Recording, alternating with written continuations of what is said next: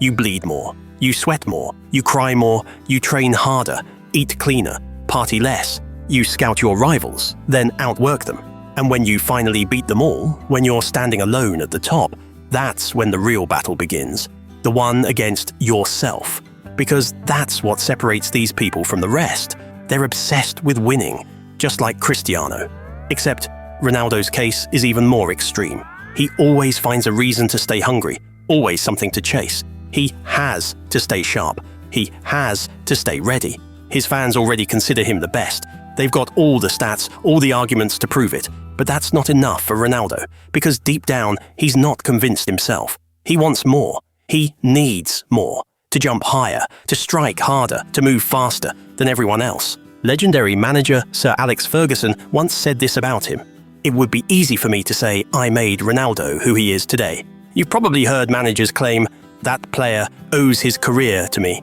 But with Ronaldo, that simply wouldn't be true. He did it all on his own. We all have dreams. Sometimes they slip into our subconscious. We see ourselves living them in our sleep. And when we wake up, even the lingering joy of that dream can feel like enough.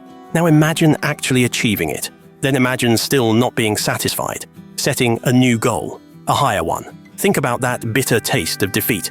Now imagine training with every ounce of your being just to never taste it again. In 2012, Lionel Messi won his 4th Ballon d'Or in a row. And sitting in the front row, watching it all, was Cristiano Ronaldo. Right then, right there, he made himself a promise. This will never happen again. I won't show up just to be second. His dazzling career unfolded right before our eyes. And along the way, some of us got bored of how much he kept winning. But for Ronaldo, and those like him, there's only ever been one outcome: to win. Because if you're thinking about the excuses you'll make when you lose, you've already lost. Some people are just built differently. Marriage, leisure, enjoying the moment, skipping just one training session, blowing off one match for fun, those things are never options for them.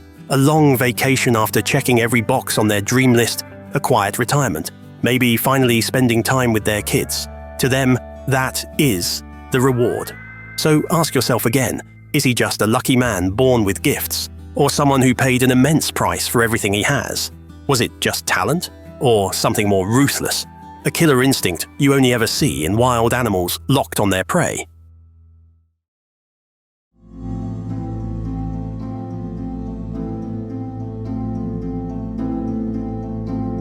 There is a strong memory I have from when I was 7 years old.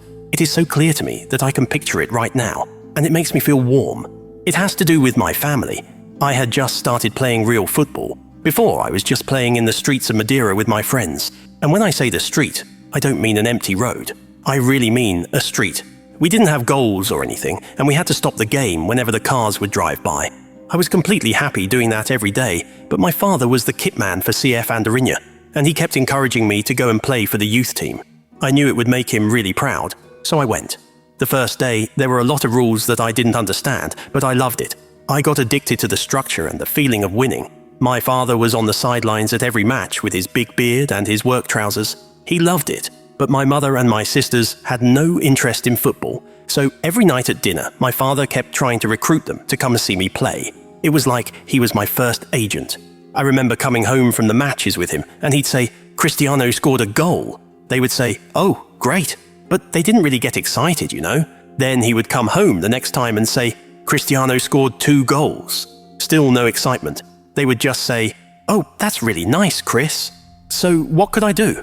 I just kept scoring and scoring.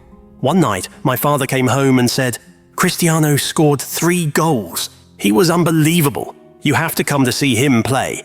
But still, I would look to the sidelines before every match and see my dad standing there alone.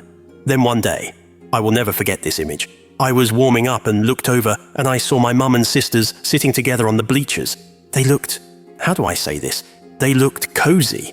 They were kind of huddled close together, and they were not clapping or yelling, they were just waving to me, like I was in a parade or something. They definitely looked like they had never been to a football match before. But they were there. That's all I cared about. I felt so good in that moment. It meant a lot to me. It was like something switched inside of me. I was really proud. At that time, we didn't have much money. Life was a struggle back then in Madeira. I was playing in whatever old boots my brother passed down to me or my cousins gave me. But when you're a kid, you don't care about money, you care about a certain feeling. And on that day, this feeling, it was very strong. I felt protected and loved. In Portuguese, we say, menino querido da família. I look back on the memory with nostalgia, because that period of my life turned out to be short. Football gave me everything, but it also took me far away from home before I was really ready.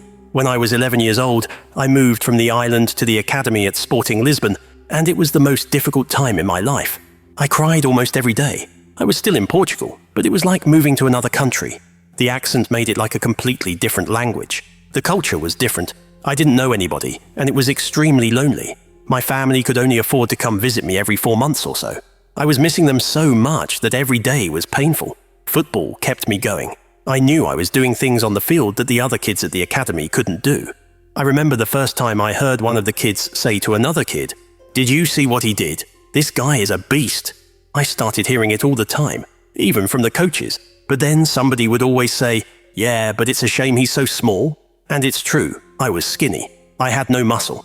So I made a decision at 11 years old. I knew I had a lot of talent, but I decided that I was going to work harder than everybody. I was going to stop playing like a kid. I was going to stop acting like a kid. I was going to train like I could be the best in the world. I don't know where this feeling came from. It was just inside of me. It's like a hunger that never goes away. When you lose, it's like you're starving. When you win, it's still like you're starving, but you ate a little crumb. This is the only way I can explain it. I started sneaking out of the dormitory at night to go work out. I got bigger and faster, and then I would walk onto the field. And the people who used to whisper, "Yeah, but he's so skinny," now they would be looking at me like it was the end of the world. When I was 15, I turned to some of my teammates during training. I remember it so clearly. I said to them, "I'll be the best in the world one day." They were kind of laughing about it. I wasn't even on Sporting's first team yet, but I had that belief. I really meant it. When I started playing professionally at 17, my mother could barely watch because of the stress. She would come to watch me play at the old Estadio José Alvalade, and she got so nervous during big games that she passed out a few times. Seriously, she passed out. The doctors started prescribing her sedatives just for my matches. I would say to her, "Remember when you didn't care about football?" I started dreaming bigger and bigger. I wanted to play for the national team, and I wanted to play for Manchester because I watched the Premier League on TV all the time. I was mesmerized by how fast the game moved and the songs that the crowds would sing. The atmosphere was so moving to me. When I became a player for Manchester, it was a very proud moment for me, but I think it was an even prouder moment for my family. At first, winning trophies was very emotional for me. I remember when I won my first Champions League trophy at Manchester, it was an overwhelming feeling. Same thing with my first Ballon d'Or, but my dreams kept getting bigger. That's the point of dreams, right? I had always admired Madrid, and I wanted a new challenge. I wanted to win trophies at Madrid and break all the records and become a club legend. Over the past 8 years, I have achieved incredible things at Madrid. But to be honest, winning trophies later on in my career has become a different kind of emotion, especially in these last 2 years. At Madrid, if you don't win everything, other people consider it a failure. This is the expectation of greatness. This is my job. But when you are a father, it is a completely different feeling, a feeling that I cannot describe. This is why my time in Madrid has been special. I have been a footballer, yes, but also a father. There is a moment with my son that I will always remember so clearly. When I think about it, I feel warm. It was the moment on the field after we won the last Champions League final in Cardiff. We made history that night. When I was on the pitch after the final whistle, it felt like I had sent a message to the world. But then my son came on the field to celebrate with me, and it was like the snap of a finger. Suddenly, the entire emotion changed. He was running around with Marcelo's son. We held the trophy together. Then we walked around the field, hand in hand. It is a joy that I did not understand until I was a father. There are so many emotions happening simultaneously that you cannot describe the feeling in words. The only thing I can compare it to is how I felt when I was warming up in Madeira and I saw my mother and sister huddled together in the stands. When we returned to the Bernabeu to celebrate, Cristiano Jr. and Marcelito were playing around on the field in front of all the fans. It was a much different scene than when I was playing in the streets at his age, but I hope that the feeling for my son is the same as it was for me. Menino querido da família. After 400 matches with Madrid, winning is still my ultimate ambition. I think I was born like that, but the feeling after I win has definitely changed. This is a new chapter in my life. I had a special message engraved on my new boots. It's right on the heel, and the words are the last thing that I read before I lace them up and go to the tunnel. It is like a final reminder, a final motivation. It says, El sueño del niño, the dream of the child. Maybe now you understand.